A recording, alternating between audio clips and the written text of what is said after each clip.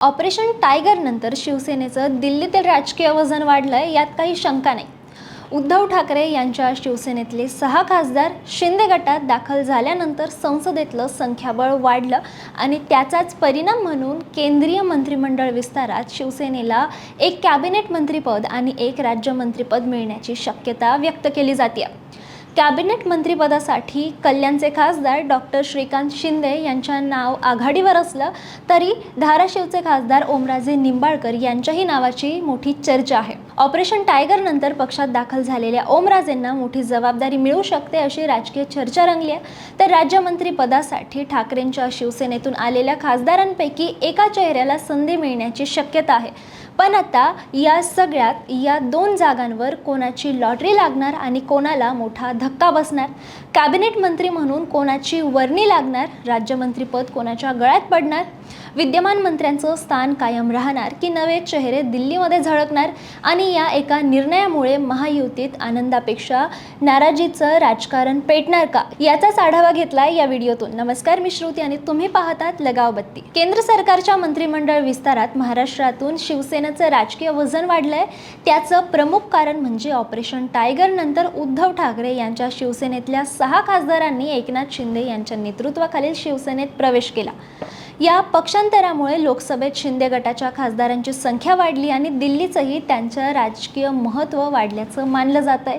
याच वाढलेल्या संख्याबळाचं बक्षीस म्हणून शिवसेनेला एक कॅबिनेट मंत्रीपद आणि एक राज्यमंत्रीपद मिळण्याची शक्यता आता व्यक्त केली जाते. कॅबिनेट मंत्रीपदासाठी सर्वात आघाडीवरचं नाव आहे कल्याणचे खासदार डॉक्टर श्रीकांत शिंदे.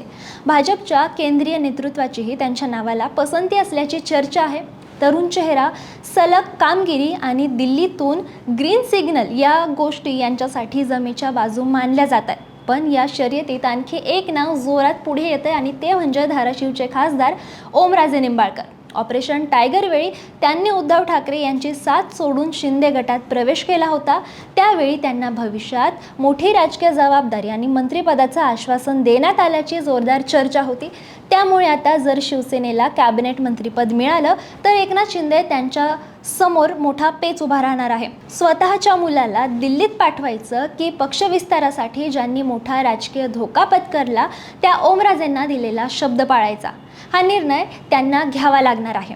या चर्चांना आणखीन एक हवा मिळाली ती श्रीकांत शिंदे आणि ओमराजे निंबाळकर यांच्या तिरुपती दौऱ्यानंतर. मंत्रिमंडळ विस्ताराच्या चर्चांना वेग आलेला असतानाच दोघांनीही तिरुपती बालाजीचं दर्शन घेतलं. तब्बल 11 किलोमीटरची पदयात्रा करून त्यांनी दर्शन घेतलं आणि त्यानंतर विजयवाड्यातल्या कनक्या देवाचंही दर्शन घेतलं. हा धार्मिक दौरा असला तरी त्याचा राजकीय अर्थ काढले जाऊ लागलेत. मंत्रिपदाच्या चर्चांच्या पार्श्वभूमीवर या दौऱ्यामुळे दोघांचीही नावं आणखीन चर्चेत आली आणि आता दिल्लीत कोणाची लॉटरी लागणार याकडे सगळ्यांचंच लक्ष लागलंय. तर दुसरीकडे राज्यमंत्री पदासाठीही मोठ्या स्पर्धा सुरू आहेत. सध्या केंद्रात शिवसेनेकडून प्रतापराव जाधव मंत्री आहेत. त्यांच्याकडे आयुष मंत्रालयाचा स्वतंत्र प्रभाग आणि आरोग्य खात्याचं राज्यमंत्री पद आहे. मात्र त्यांच्या कामाबाबत केंद्रात नाराजी असल्याची चर्चा सुरू आहे.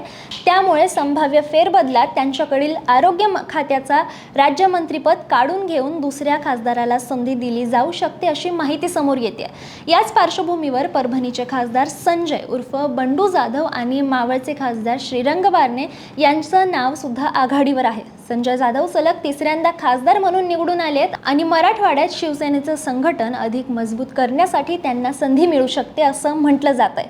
तर दुसरीकडे श्रीरंग बारणे हे सुरुवातीपासून एकनाथ शिंदे यांच्या सोबत राहिलेले विश्वासू नेते आहेत.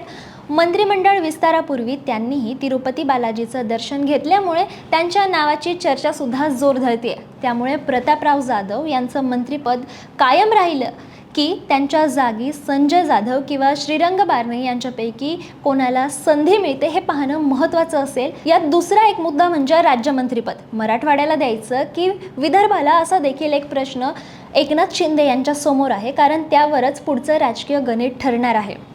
मात्र हा विषय केवळ शिवसेनेपुरता मर्यादित नाही आहे. महायुतीतील दुसरा मोठा मित्रपक्ष म्हणजे अजित पवार यांची राष्ट्रवादी काँग्रेससुद्धा केंद्रातल्या मंत्रिमंडळ विस्ताराकडे मोठ्या अपेक्षेने पाहते. मागच्या वेळी स्वतंत्र प्रभाराचं राज्यमंत्रीपद नाकारल्यानंतर यावेळी कॅबिनेट मंत्रीपद मिळावं अशी राष्ट्रवादीची भूमिका असल्याचं सांगितलं जातंय.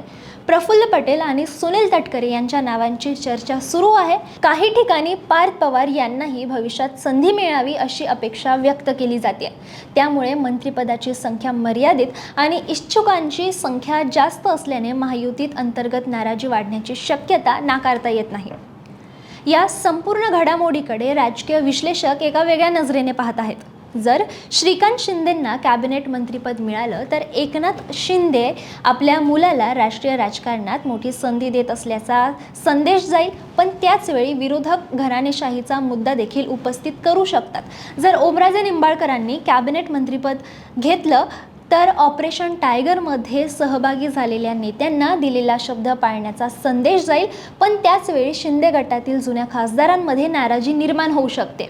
जर प्रतापराव जाधव यांना डावलण्यात आलं तर विदर्भातील समीकरणांवर परिणाम होऊ शकतो. तर संजय जाधव किंवा श्रीरंग बारणे यांना संधी दिल्यास मराठवाडा आणि पश्चिम महाराष्ट्रातील संघटनात्मक राजकारणाला नवी दिशा मिळू शकते. म्हणूनच हा मंत्रिमंडळ विस्तार फक्त मंत्री कोण होणार यापुरता मर्यादित राहणार नाही.